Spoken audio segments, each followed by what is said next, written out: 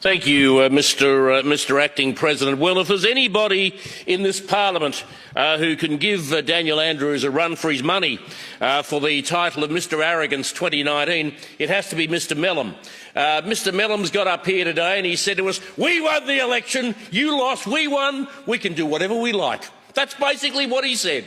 He said, "We won, we can do whatever we like." Well, if that's the attitude of this government, the people of Victoria are in for a pretty rough 4 years ahead. He even questioned the Parliamentary Budget Office. He even questioned them. An independent body that is designed to provide figures for the community. He even questioned a body such as that to justify his arrogance and the arrogance of the Andrews socialist left government. That is something, and unfortunately, we have come to accept over the last few weeks as what we'll see over the next 4 years. The fact of the matter is that what we're proposing tonight will not stop the Westgate Tunnel. That horse has bolted a long time ago. I wish it hadn't, but it has, and it's gone.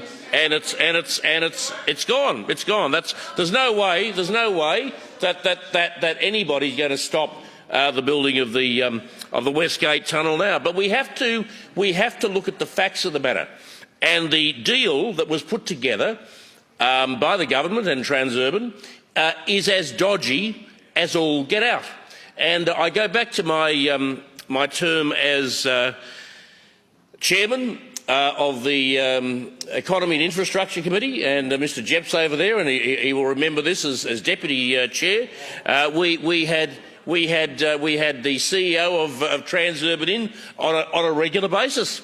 We had the secretary of the department in on a regular basis, and I tell you what, they could both give Mr Mellom a run for his money for Mr Arrogance 2019, because they were. I'll never forget the secretary of the department just leaning across the table, looking at us and smirking with a dirty great grin, as if to say, "I know something that you don't, and I'm not going to tell you." And it was the same deal. That typifies the attitude of this government to this project. But what we didn't know, there were a lot of things we didn't know, but what we didn't know was exposed today. And what we didn't know was that in order to fulfil this extraordinarily dodgy deal that has been done, my constituents, Mr Mellom's constituents, Ms Stitt's constituents, we're going to be slugged. We're going to be slugged $37.3 billion on top of what we were already going to pay. $37.3 billion to pay for a road that we may never use. Now, it has to be said, and those with a decent memory will remember that in my first term of Parliament, I had a pretty decent stoush with the then Premier of the day, Jeff Kennett, over whether we would toll the Tullamarine Freeway. And yes, Jeff got very, very upset with me, and we had some lively exchanges. I think it'd be safe to say. But in the end, I had to accept that tolls were necessary because I could not imagine what Melbourne was going to be like without Citylink. And I was right. Could anybody imagine today what Melbourne would be like without Citylink? But that was a road that was built by the tolls of the users, so that was user pays. But here we're talking about a road being built by people, being paid for by people who may never go near the thing. They may never actually clap eyes on the Westgate Tunnel, and that is an extraordinary prospect that the government has put forward. This deal is a rip-off. It is a rip-off, and Mr Mellom said the people had their eyes open. They knew all about it before the last election, and they voted for us. We won, you lost, we can do anything. Remember that? That's what he said. and I'll give you the drum. I'll tell you that nobody in the Western Metropolitan Region knew that they were going to be ripped off for $37.3 billion. $37.3 million. Nobody knew that was coming. And I tell you what, if it had been known, we might have got a very different result. Maybe the arrogance of Mr. Mellon might have been pricked in a way that he so richly deserves. Mr. Acting President, I do not intend to speak for long on this bill. I support the reasoned amendment of Mr. Rich Phillips. After every meeting of the Economy and Infrastructure Committee over the last few years, where we discussed the Westgate Tunnel project, there were more questions than answers. Again, we had people lining up to tell us nothing. They were deliberately obfuscating what we were trying to do. All we were doing was trying to put some light on what was going on in this project. We knew something was going on because we knew that they were starting to build the thing. But they weren't going to let on about contracts, about deals. They weren't going to let on about anything. It's about time that the Victorian public was allowed to know what went on behind closed doors between Transurban and the Victorian Andrews government. It's about time the people were allowed that knowledge so that they can make a decision on whether this is a fair and a reasonable deal.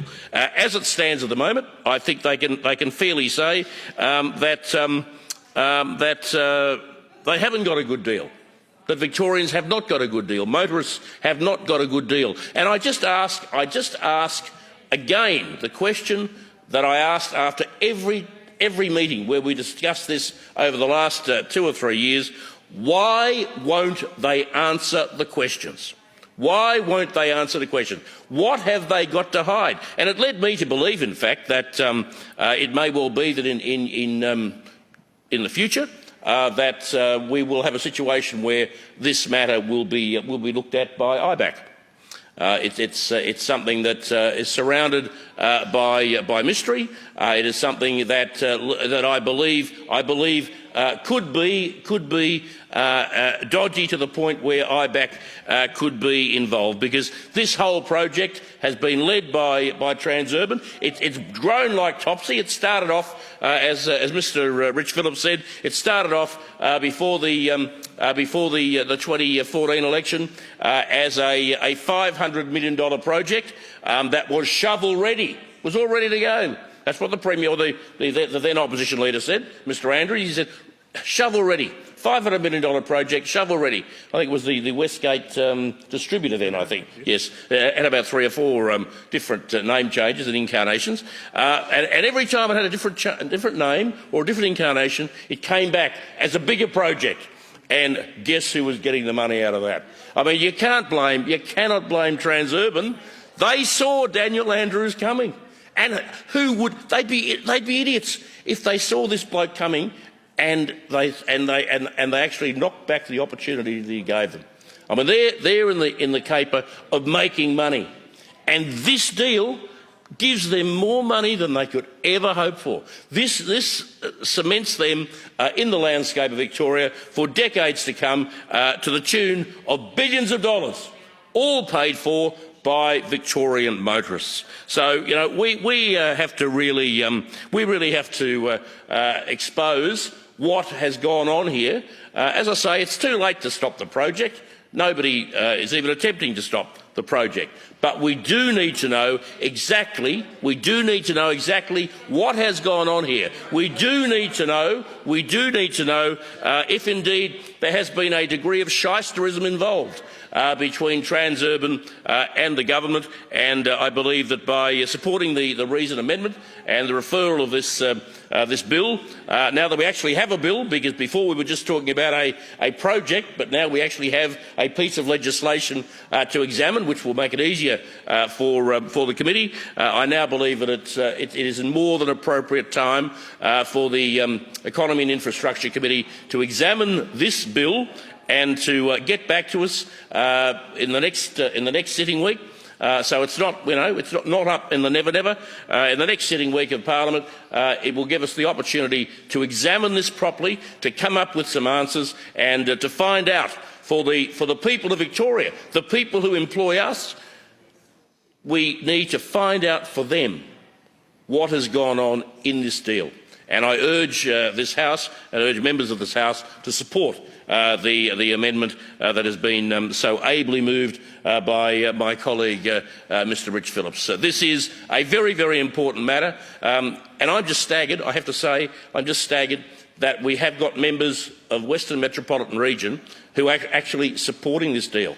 Because a lot of our people, whether they live in Keilor, whether they live in Essendon, whether they live in Sunbury, whether they live in Gladstone Park, wherever they might be, right through that northwestern area, they're the ones who are going to be slugged in the neck with this. Right through that northwestern region, they are going to be slugged. They are going to be slugged very, very heavily with this. And I would have thought that they, whether it be Mr Mellom or Ms Stitt, that they would want to be involved in uncovering exactly what dodginess is involved in the deal that has been struck between Transurban and the government. So I urge the House to support Mr Rich Phillips' amendment. I believe it is a very worthwhile amendment, and I believe, given that it's only postponing what is, I think, inevitable for a month, it's not too much to ask, given that there are so many questions that need to be asked, and even more that need to be answered.